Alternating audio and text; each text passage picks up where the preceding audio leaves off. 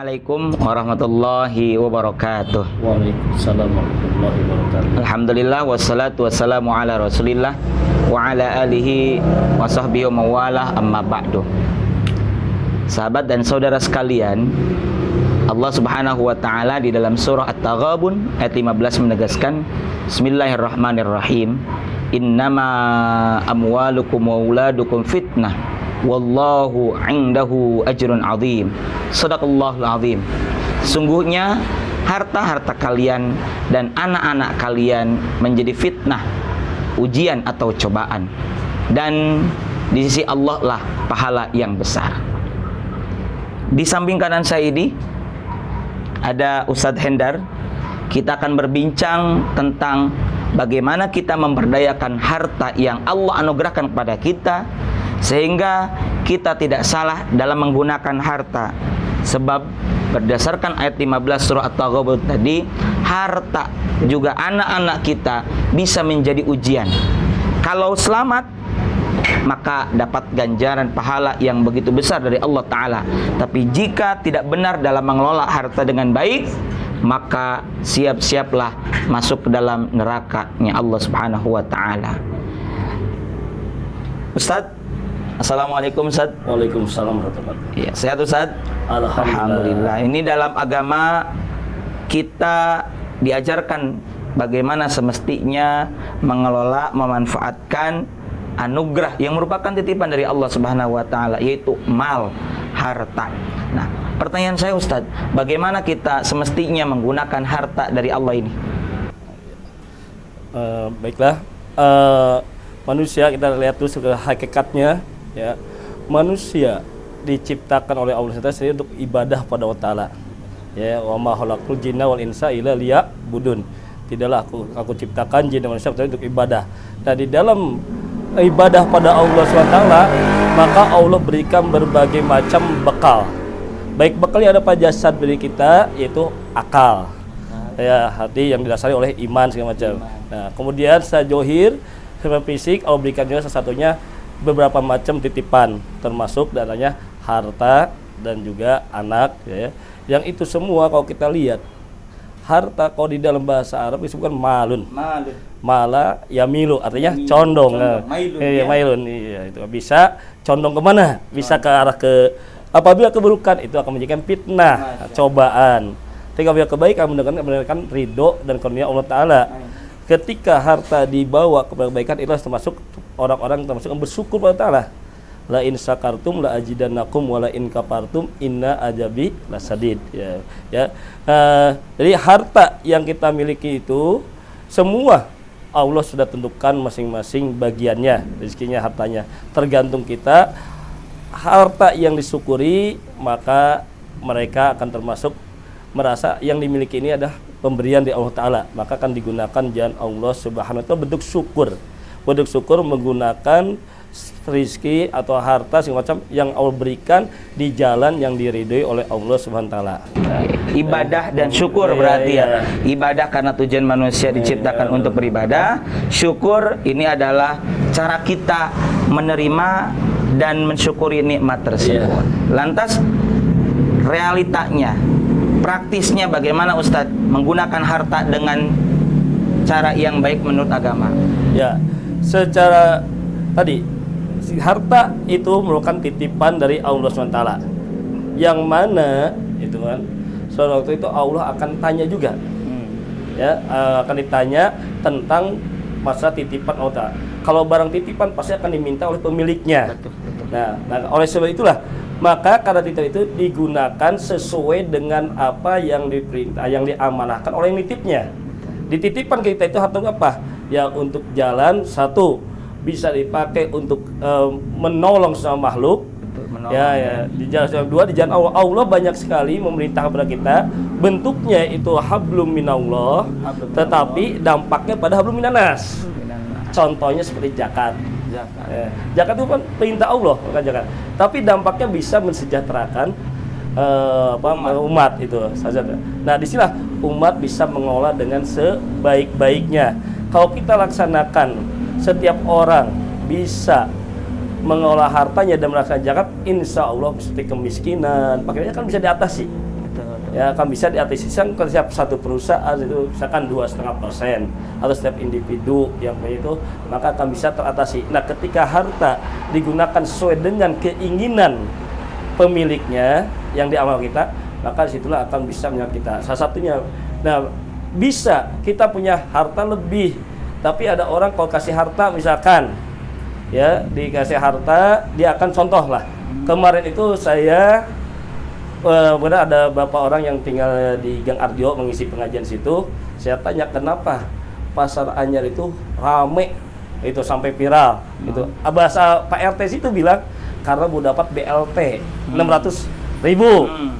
Ya, yang namanya sifat manusia betul. Kok digunakan untuk sebulan, tapi pakai beli baju, pakai beli yang lain. Itu kan. Nah, alangkah bagusnya kalau kita ingin menolong, tapi bagaimana untuk menolong dia sampai dekat bisa dibuat satu usaha.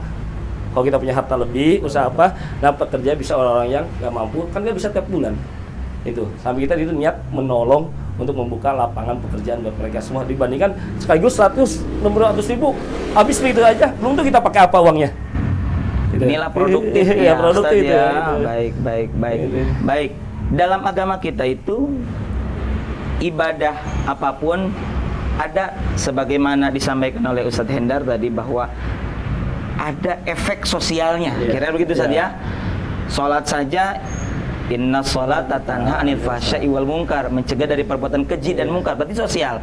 Termasuk juga ayat sholat sering disandingkan dengan ayat perintah zakat, sehingga solih kita tidak sekedar individual, ritual kita kepada Allah, tapi juga ada sosial. Begitu saja.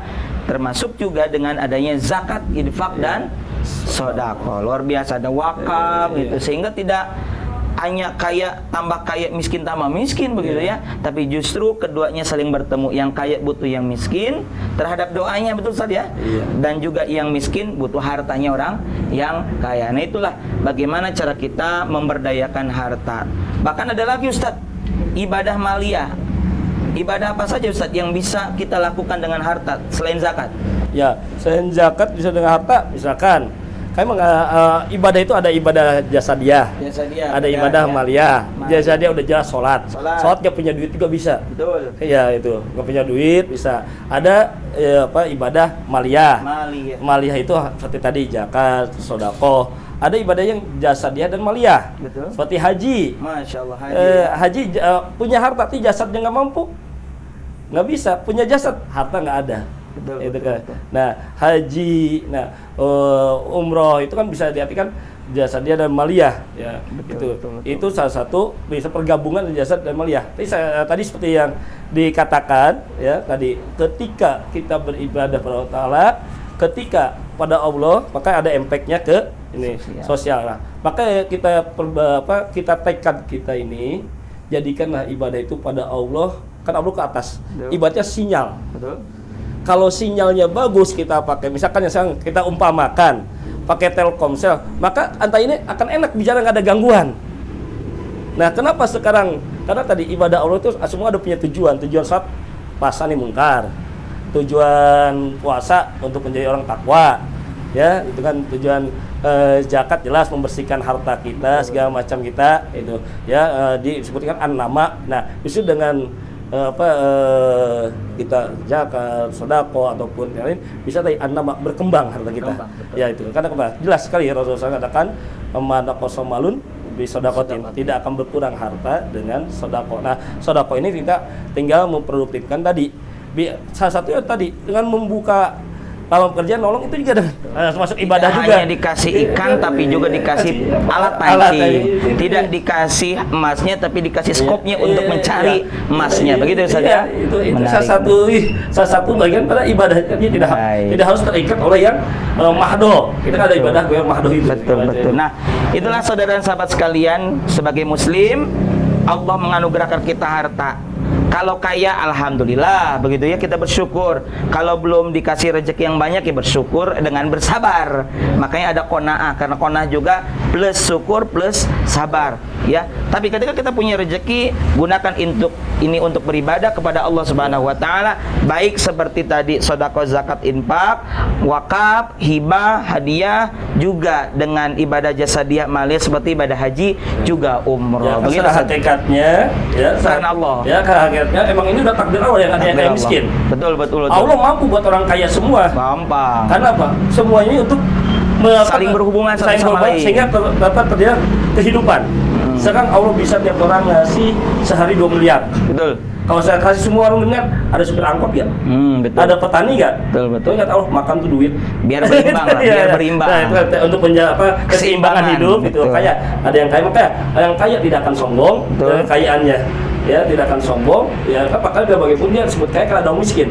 Nggak mungkin disebut kaya kalau nggak ada orang miskin. Baik. Orang miskin. Jadi saling menutupi satu lain. Emang saya membutuhkan di situ. Baik. Oke, saudara.